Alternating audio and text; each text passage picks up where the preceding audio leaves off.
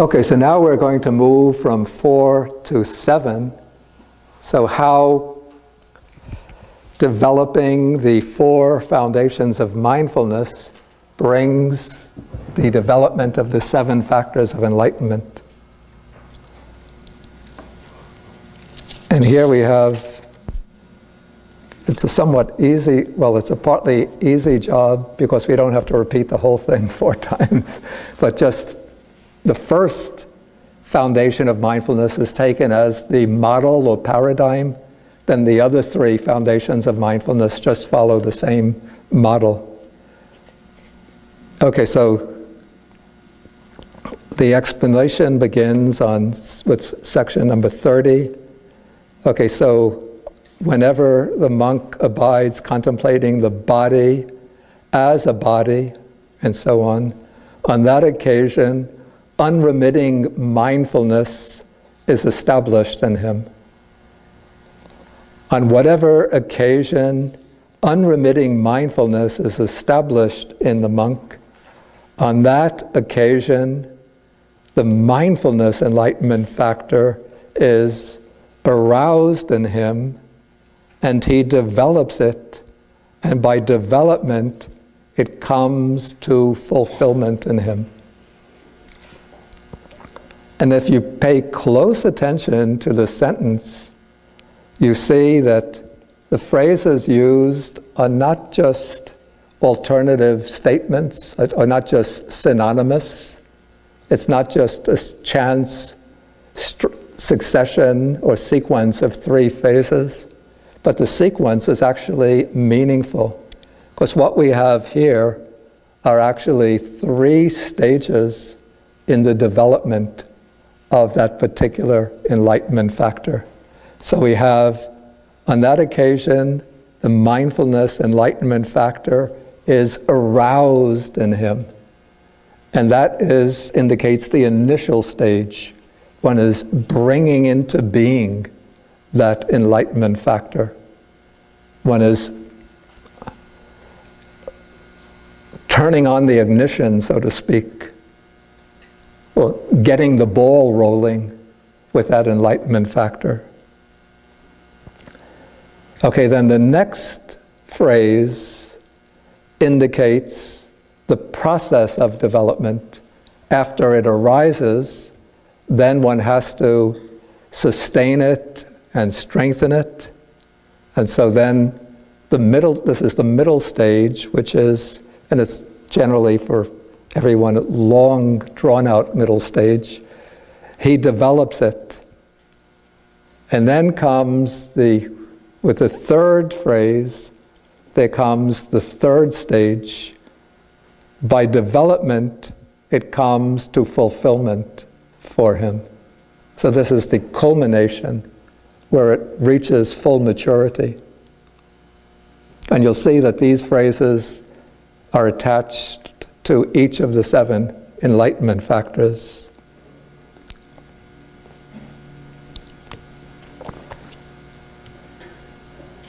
Okay, now, so that's the enlightenment factor of mindfulness. Now with section 31, abiding thus mindful, he investigates and examines that state with wisdom.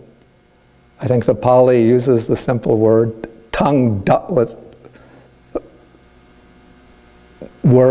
simple words, tung dhammang. That state, he investigates and examines that state with wisdom and embarks upon a full inquiry into it.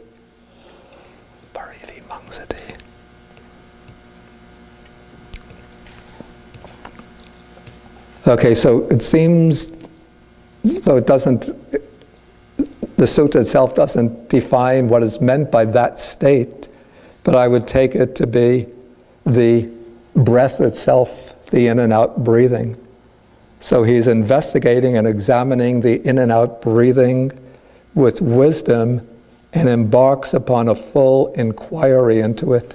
And one of the verbs here, I think it's the one translated investigation, pavitra.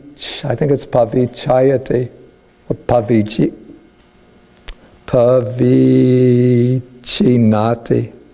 pavichayati, upaparikati, and parivimangsati, I believe. Okay, so these terms indicate that this is a process of investigation. So this would be looking into the breath in terms of, again, the arising and passing away of the phenomena in the course of in and out breathing. So this is a process of investigation. So this is called the investigation of states, or investigation of factors of experience, or investigation of teachings, factor of enlightenment. The Pali for this,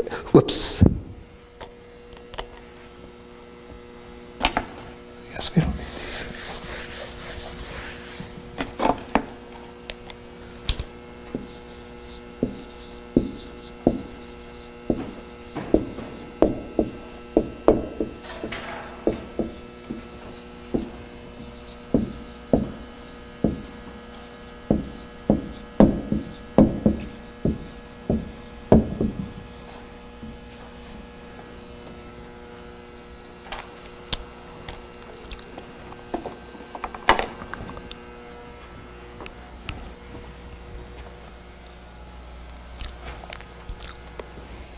So here, Dhamma, in the expression Dhamma-vicaya-sambojjhaṅga, Dhamma is indicated by that state, tung dhammang, but it seems to have, even though a singular is used, tung dhammang, but it has quite a broad range, so I think it could comprise all the factors of experience that are involved when one is examining in and out breathing. So whatever feelings arise, whatever states of mind arise, even though the base of the mindfulness, because this is contemplation of the body, so even though the base is the body, but whatever factors of experience arise in the course of breathing in and out are also being investigated with wisdom. So that they would be investigated in terms of impermanence, fading away, cessation, and then giving up the attachment to them, relinquishment.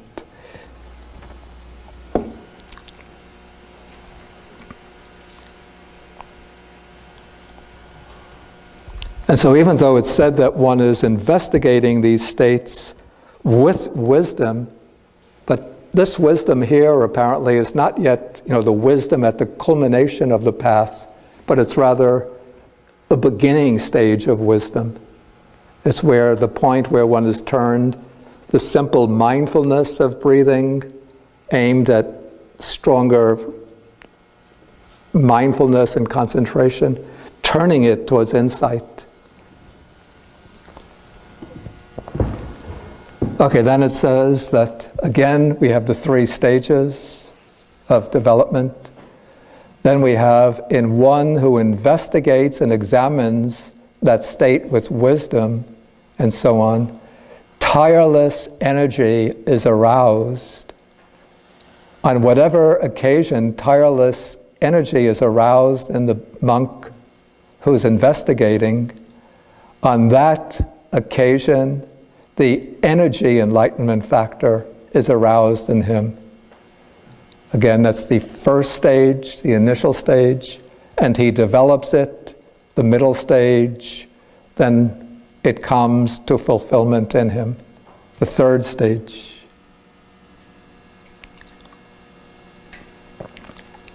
Okay, then, and it seems what's being described here is, as one is able to observe the arising and passing away of phenomena within the in and out breath, the mind is as picking up, as this is the focus of insight. As the focus of insight becomes stronger, then the mind becomes filled or suffused with a stronger energy, so that those who are engaged in this contemplation, like the need for sleep diminishes. So if one is practicing like full time, one could get by with just 3 or 4 hours of sleep a night, and one can go on contemplating for 2 or 3 hours at a stretch, and it might seem just like a half an hour has gone by, because there's a lot of energy in the mind. Okay, then what the next factor, in one who has aroused energy, unworldly, I think a better rendering, nira-misa, is non-carnal, rapture arises. That's because rapture or joy can be either worldly or carnal. The joy connected with sense pleasures or getting worldly benefits. And then this is the joy that comes from spiritual joy would be also a good rendering. This is the joy that comes from gaining insight, having stronger samadhi and insight arising. Okay, so that signifies the arising of the enlightenment factor of piti, rapture or joy. Okay, then for one who is enraptured, rapturous. Now, unfortunately, when we use that word, we have to... This translation was done by Nyanamoli originally. Well, actually, I changed his happiness to rapture. So I did this, 1985, 86. Now, some group has come out with a series of books. I think these are these Christian fundamentalists about the rapture. So now the word rapture brings along this connotation of this time when the second coming of Jesus. I've never read any of the books, so I don't know the content. I think this is a time when the second coming of Jesus occurs and the virtuous people get enraptured and lifted up into heaven, and all of the unbelievers and sinners are left behind on earth to meet with catastrophe. So, have pity for poor translators who have no foreknowledge of what's going to happen to the terms that they use decades after they use them.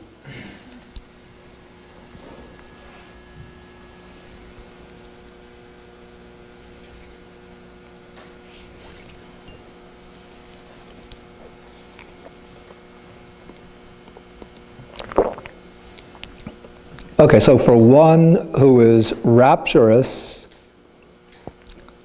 then the body and the mind become tranquil.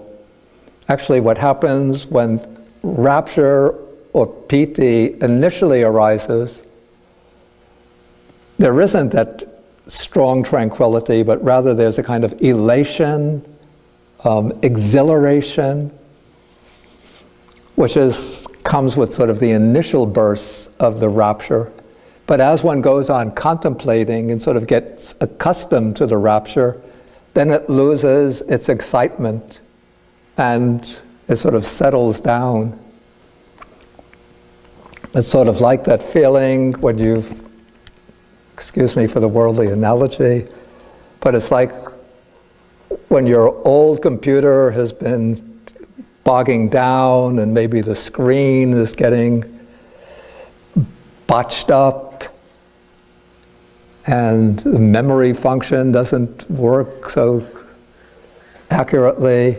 So then one, decides you go to Best Buy or the Apple shop, whatever, and you buy a new computer and you bring it home and it's sealed in the plastic wrapping, then you open it up and you open the screen and press the start button, and it starts so quickly and everything is working smoothly and it looks so shiny and beautiful. Then you feel really joyful and rapturous. Poor Carolyn doesn't have that experience.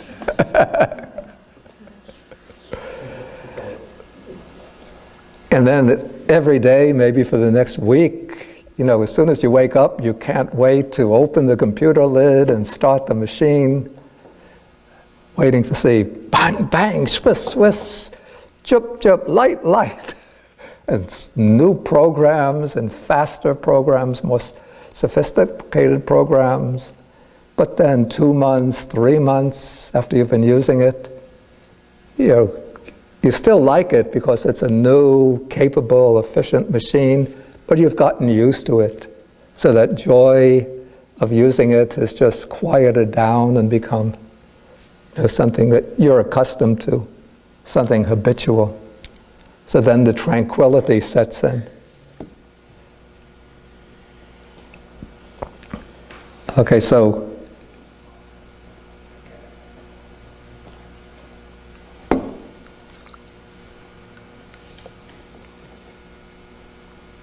so this represents the arising of the tranquility enlightenment factor, and then one develops it until it comes to fulfillment. Okay, then comes the next enlightenment factor, when the body is tranquil, and then one is feeling pleasure. Pleasure isn't mentioned as a separate enlightenment factor, but it goes along with that tranquilizing of body and mind. Then the rapture tends to fade into the background, and so the sukha, the pleasure or the bliss, becomes more prominent. And then as the bliss becomes more prominent, then the mind becomes concentrated. So then the concentration enlightenment factor is aroused in him. Then he develops it and it comes to fulfillment. Okay, then as the concentration factor matures, then the text says he closely looks on with equanimity at the mind thus concentrated.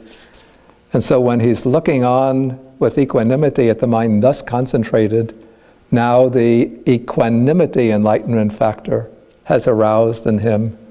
He develops it and it comes to fulfillment. So that takes us through the 7th enlightenment factor. Okay, then, as I said, the same template or model is used with the other 3 foundations of mindfulness. So that's how the 4 foundations of mindfulness developed and cultivated fulfill the 7 enlightenment factors. There's something that's struck me a little bit strange about the enlightenment factors. Does anybody feel anything a little bit peculiar about the sequence of them? Maybe see if anybody else shares that feeling. Wisdom precedes it? Yeah, this is exactly what I had in mind. That when we find the expositions, the way the Buddha usually expounds the training in terms of the 3 stages of virtuous behavior, concentration, wisdom. And then when we have this expanded into the 5 faculties, we have faith, energy, mindfulness, concentration, and wisdom. Similarly with the 5 powers, same as the 5 faculties. But it's a little puzzling why in the 7 factors of enlightenment, the factor that corresponds to wisdom comes in the 2nd place. And if one looks at the 7 factors of enlightenment, it seems almost as though it's running parallel to the sequence in developing samadhi, deeper stages of concentration rather than wisdom, because mindfulness. Okay, we come to rapture. Okay, and then in the formula for the development of the jhanas, we have the 1st and 2nd jhanas have rapture. Okay, then it goes through from rapture to tranquility to concentration. So then in the second jhana, samadhi is mentioned. And then the enlightenment factors go from concentration to equanimity. And then in the sequence of the jhanas, we have equanimity mentioned in the third jhana. And then in the fourth jhana, equanimity becomes fully purified. So it seems here that there's a parallelism, not so much with the usual sequence, virtue, concentration, wisdom, but rather with the sequence of the four jhanas, except that the seven factors of enlightenment have to culminate in something that the four jhanas on their own don't lead to, which is what we come to next, which is here called vijjā-vimutti. That's translated true knowledge and deliverance. Well, now I prefer liberation.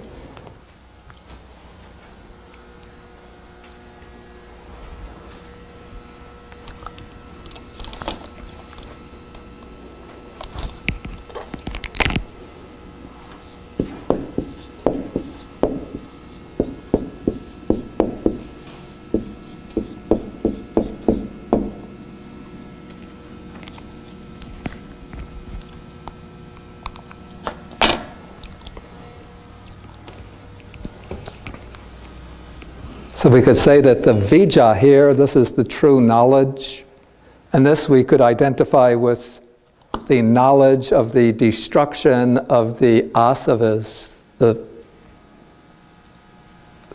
deep flowing defilements, and then the liberation, that is the release of mind that comes when the defilements are all eliminated. And so the sutta then goes into the question, how do the seven enlightenment factors developed and cultivated fulfill vijjā-vimutti, true knowledge and liberation? And then the Buddha explains, here the monk develops the mindfulness enlightenment factor, each of the seven enlightenment factors, supported by seclusion. And then the commentaries usually explain this as being secluded from the mental hindrances, supported by seclusion. Then we have here viraga, but now it's the clearest sense here is dispassion rather than fading away. So it's supported by dispassion, supported by cessation.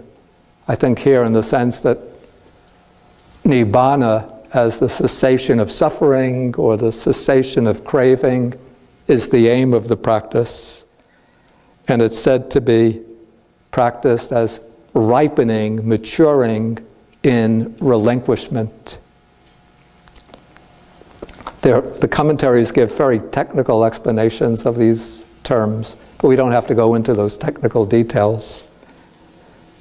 But this is, I would say, that like this is indicating the development of the seven factors of enlightenment when they've reached that stage of a high level of development, not in the early stages, but now they've all become strong, mature, powerful, and now they're all being developed together. And so now they all converge upon the aspiration to reach that final goal. And so when he develops them in this way, then they'll culminate in that true knowledge and liberation. And thus he ends by saying that is how the seven enlightenment factors, I would say, are developed and cultivated so that they fulfill true knowledge and liberation.